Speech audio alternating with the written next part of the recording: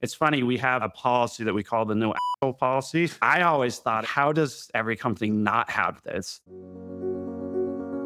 This podcast is brought to you by HeyTaco, the only peer-to-peer recognition platform that uses tacos to help teams around the world share gratitude. I'm Doug. I'm Una. This is our podcast, Amazing Teams.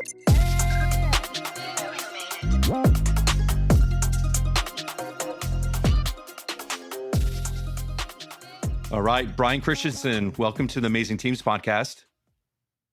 Hey, a pleasure to be here. Bryan, we're so excited to have you. And before we start diving into your amazing team, can you tell us more about who you are and what is Limble? Yeah, so Bryan Christiansen, founder and CEO of Limble. I started the company about 9 years ago, and we are a B2B SaaS company that helps maintenance professionals around the world make sure to keep everything running. And so any of the buildings you go in, all the HVACs, they need to that keep it cool. They need to be maintained. The hat that Doug is wearing was made on a manufacturing line. Those need to be maintained. Basically, everything needs to be maintained, and our software empowers those that do that work. How long has Limble been around? Yeah, about 9 years. So almost a decade, which is crazy to think about. But yeah, we've been around for a little bit, and we got our first customer about 6 years ago. Amazing. And then 250 people strong right now. Yeah, just shy of 250. Okay. Yeah, it's been a wild, wild 9 years. Okay, so after 9 years and 250 people, what do you think takes to build an amazing team in 140 characters or less? Culture. But no, seriously, it's a whole bunch of different things. But culture is one of the core pillars on what it takes to build a phenomenal company. Your people are what solve everything, and how you get great people is a great culture. And so we could not have gotten the company to where it is today without very early on setting a phenomenal culture and cultivating that, so that everyone that joins us knows what our guiding principles are, why we're doing what we're doing, and they know personally what to do to make the company win. I think both Doug and I listened or watched to your Moth Tacos video on YouTube, which we'll definitely link in this podcast so people can enjoy it. Greatly produced. Tell us more about what is Moth Tacos, culture, values, like where do we even start? How did you come up with all of those things?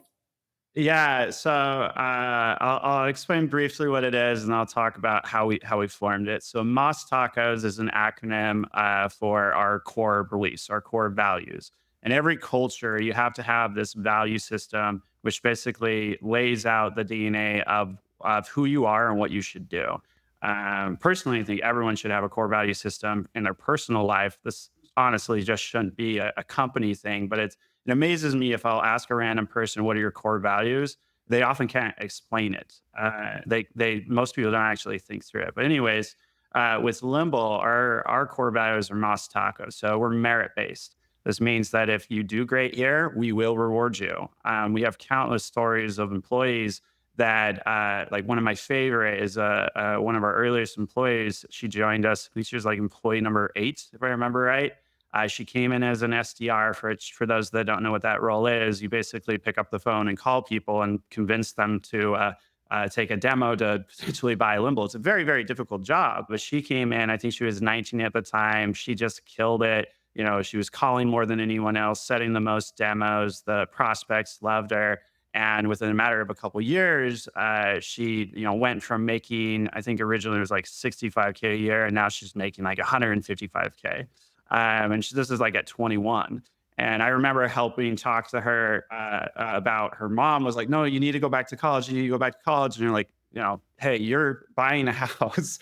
Don't go to college. Don't quit this job. You're going to be making even more here at Limble soon if you keep down this path. I mean, if that's not a story on merit-based where, someone comes in and kills it and within 2 years completely changes their life, I don't know what is. And so merit-based is a super important core value that is this social contract with our team that's, hey, if you do a great job, you will be rewarded for it. And again, there's countless stories across the company where that's happened. The next core value is what we call all in. And so all in is about passion. Like it's all about getting behind the mission that we have here, which is another key aspect of building a great company. You need to have a real reason that you're coming to work other than a paycheck. If you're just coming to work for a paycheck, I tell my team, if you're just coming to work for a paycheck, go work somewhere else. We don't want you. And this all on core value really is about that. Like we're changing the world. We empower those that empower everyone else through supporting the world. We have a saying: we empower the unsung heroes that support the world, and that means a lot to us. And that's very true, or very critical to what we're doing here. And that all in core value makes sure that we're finding people that have that knack of getting passionate about things. And so that's a super important core value. Right after that is what we call scrappy. We bootstrapped our company for a very long time, which for those that don't know, bootstrap means that we didn't go to VCs, we didn't get any money. It was just me with a whole bunch of caffeine originally coding. And then when we brought on people, we had that very scrappy mindset. It's like no one's gonna, ride in and save the day and give us a bunch of money or whatever. Like we need to grow the company based off of what our customers pay us, which means that we need to be constantly looking at what is the smartest return on investment for where we have our limited resources, whether that's time or cash. And so we built that into our value set, our core value set, so that all of our team is constantly thinking, how do we do things more efficiently? How do we be smart? And it's helped us control our destiny. It's a super important core value. The next core value is what we call transparency. I'm a firm believer that every single relationship, the cornerstone is the ability to be open and honest with each other. Again, this is whether it's personal or whether it's at work. Like if you have a relationship with someone and you're lying to them or you're hiding things from them, that's not a good relationship, period. And so this transparency core value facilitates communication across our entire team. Anyone can go to anyone and talk about just about anything. And that is like a superpower because you're not hiding stuff from each other. And so you have all the information that you need to do your job. Also, if you mess up, like my team feels comfortable telling me, Bryan, you said something stupid. And it's because there's safe lines of communication because they know how open I am and how willing I am to talk through even hard topics because of this transparency core value. It kind of forces you to be that way. And so transparency was a super, super, super important thing. The next one, the A in tacos, is attitude, which if you want to have a really hard time, go try a startup. The ups and downs are freaking insane. There was so many times where I thought everything was going to crash and burn. And what am I doing? Why am I even starting this company? All this craziness. And without the right attitude, it's like, screw that. I'm just going to keep going. It would have not been possible. The SDR that I mentioned earlier, she most definitely had hard times too, but she had the right attitude. And even though when she was calling people, some of them would hang up on her and just be like, no, screw off. She had two choices at that moment. Do I have the bad attitude where it's like, no, I can't call people, it's just not going to work? Or do you have the right attitude that goes, well, hey, they're having a bad day. We'll just ignore that, continue on. She had the right attitude and she succeeded. And so that attitude is a super, super, super important core value. And one of the big reasons why we win. Right after that, you have customer obsessed. Now, a lot of companies say they're customer obsessed. Very few people actually are. But it's such an important core value. We knew that we needed that there because that's who we are. And customer obsession is all about making sure that you're doing it for the customers. You're not doing it to make money.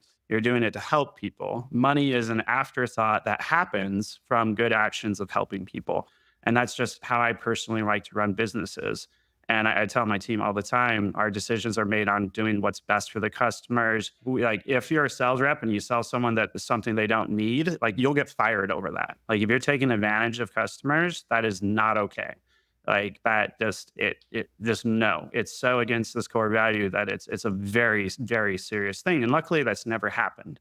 But that's because we lead with our culture and people know, I can't do that because that's so far against our core values that I'd get in serious trouble if they would get in serious trouble if they did that. But that customer obsession is super, super, super, super important.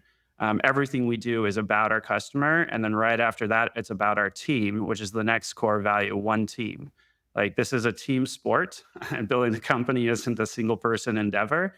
What we're doing here is extremely difficult. We need an amazing team of amazing people that want to help each other out. And basically have the concept of servant leadership, where you lead people by serving, by helping. And this one team core value really helps make sure that everyone's on the same page, that, hey, we are here to make each other better, and we're here to serve our customers.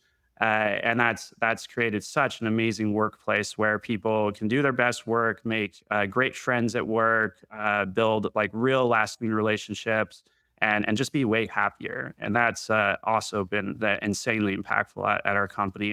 It's funny, we have a policy that we call the no asshole policy, and every single recruit that we hire laughs when they read that. And I always thought it was just like, how does every company not have this? Like, why why would you let an asshole in your company? You have to work with this person. Like whose great idea was that? And I understand the allure. Some assholes are great at sales or great at programming or whatever, so they like sneak in, but like screw that, kick them out.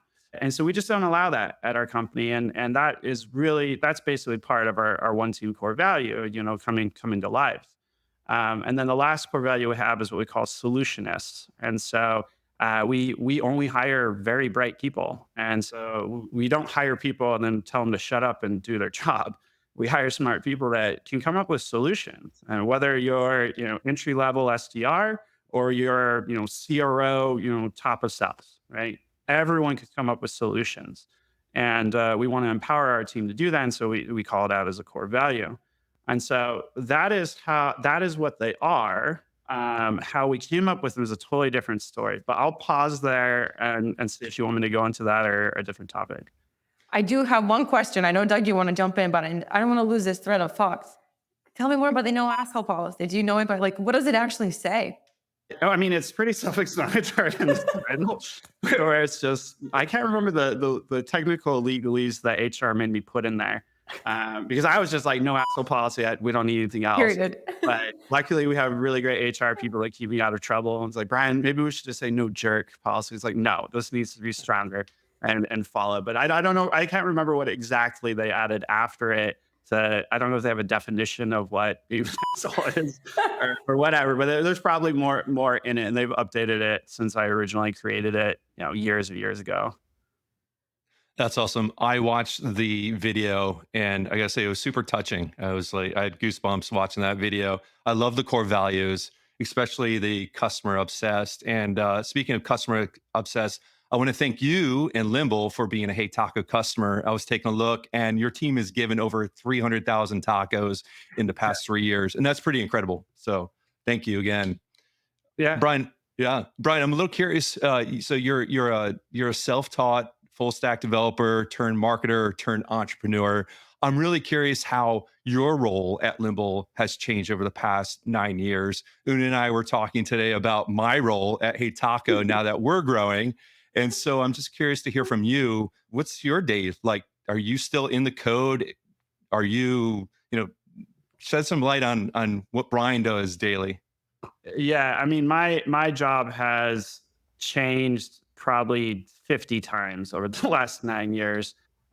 In the early days, I coded everything. I talked to every customer. I sold every customer. I did everything.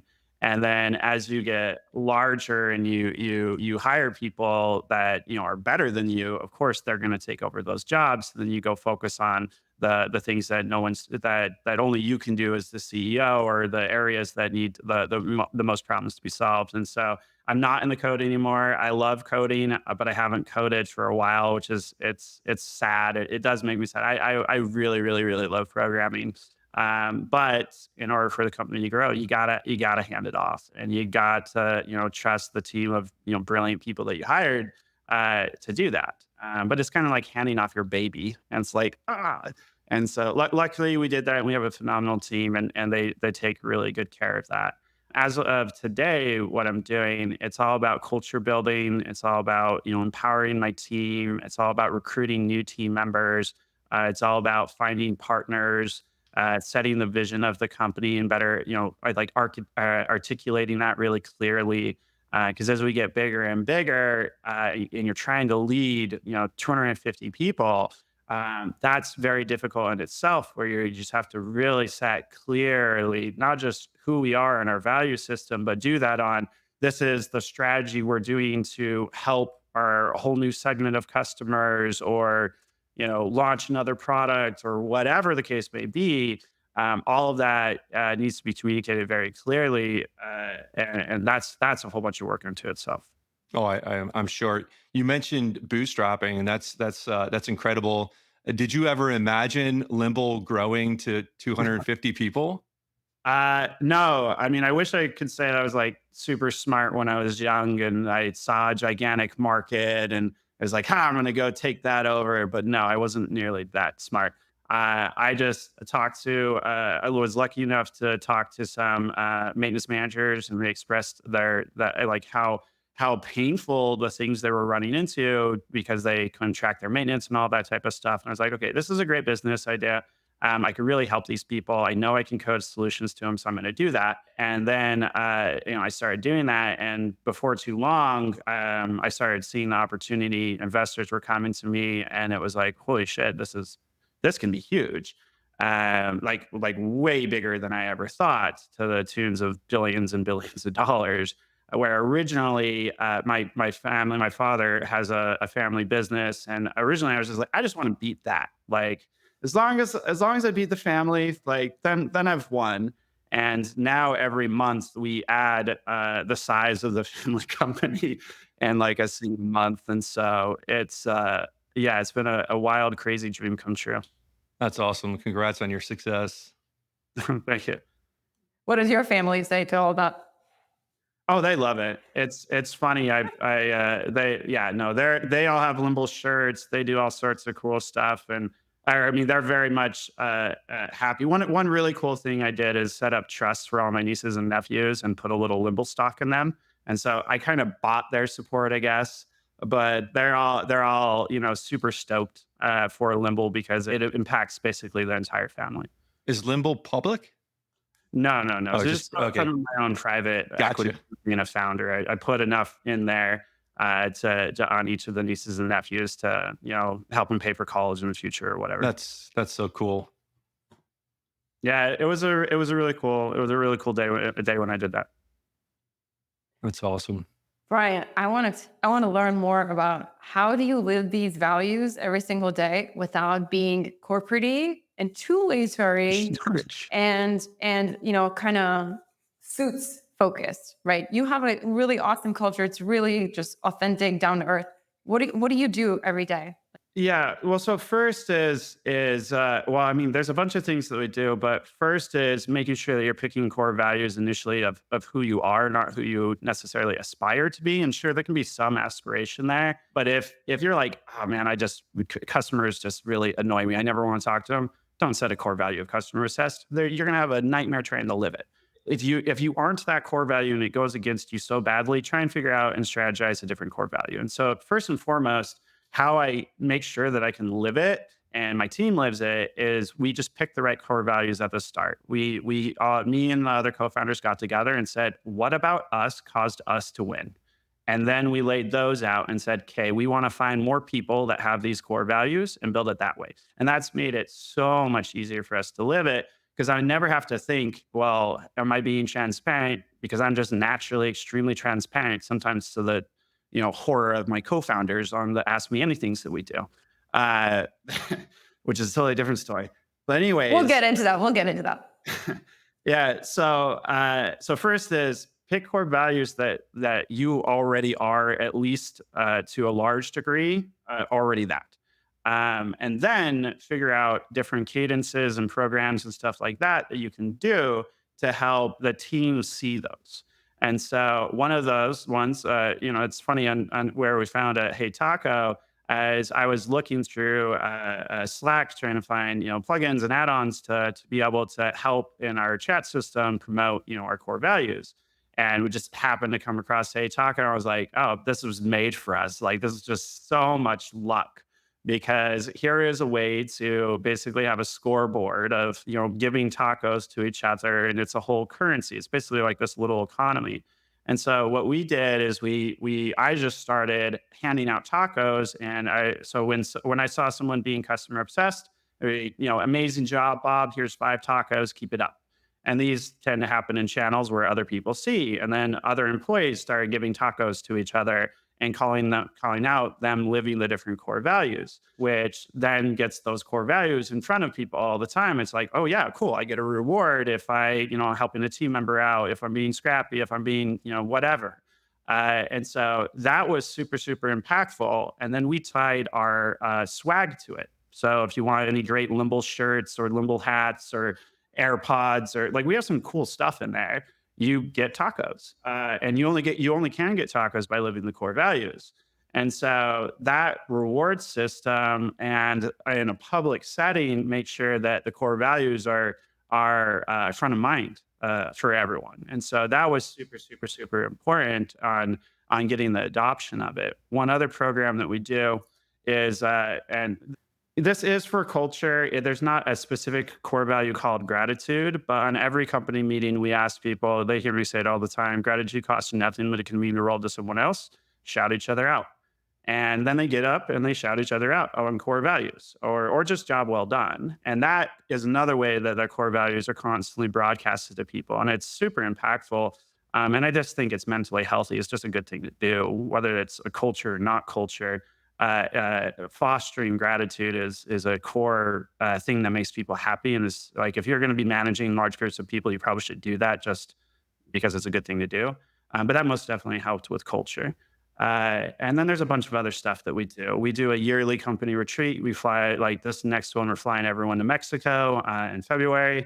And so getting people together there, it's all taco themed and all this other stuff, and core values are everywhere.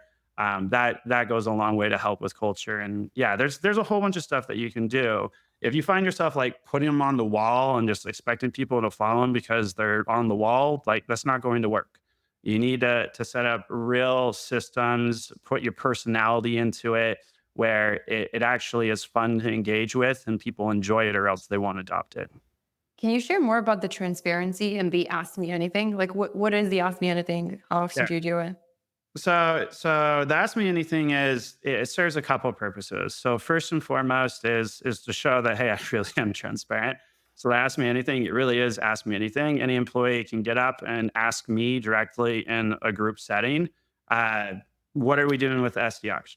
Or what is this strategy? Or, hey, what do you think about this competitor? Or whatever. And I'll tell them.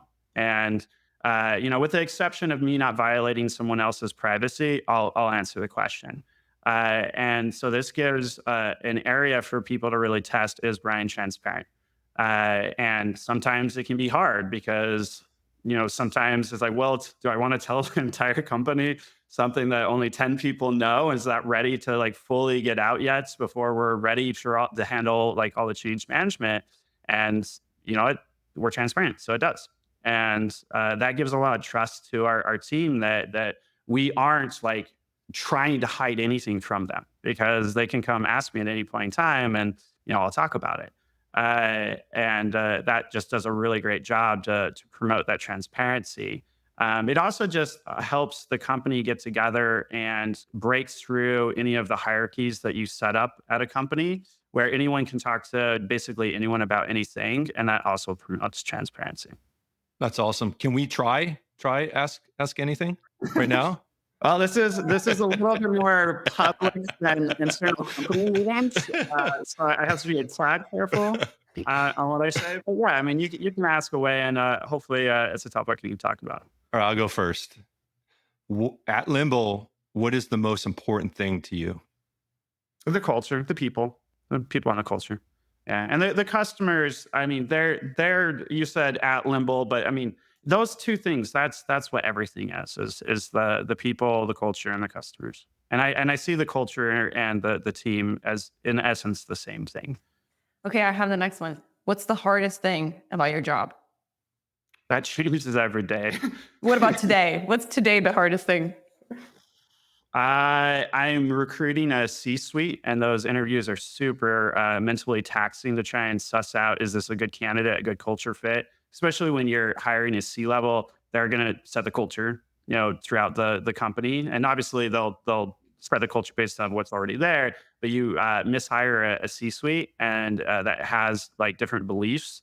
and you could run into big problems. And so it's very mentally taxing doing some of these interviews to really try and suss out, are they skilled enough? Are they a good culture fit? Are they going to vibe well? Do all the things line up?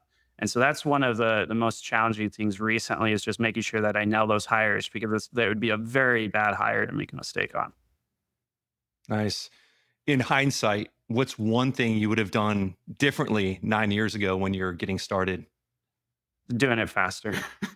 So, especially the first 3 years, I just, and to be fair, like I needed to learn like the lessons that I learned. But if I was doing it again, I would be able to do everything significantly faster in like half the time. So I wish I could go back to my earlier self and be like, hey, don't walk off that cliff. Don't run into that wall. Don't, hire that person. Don't, whatever. And I could do things so much faster. But yeah, there's a billion lessons learned. You stole my question, Doug. So I have to think about the next one. Literally, I was going to ask the same thing. Okay, my question is, if someone's listening to you speak right now and they're running a 30, 40 person company and they're like, man, I hope I get to 250 people.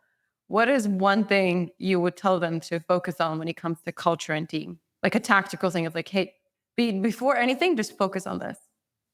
Yeah, well, it would depend on the state on where they're at. So most people don't have it defined, and so if you're at that state, go define it. Take a couple days, take the core people you have, lock yourself in a room, and don't leave it until you have it defined. So that's the first thing. If you do have it defined and you're happy, it's like, yeah, this is who we are.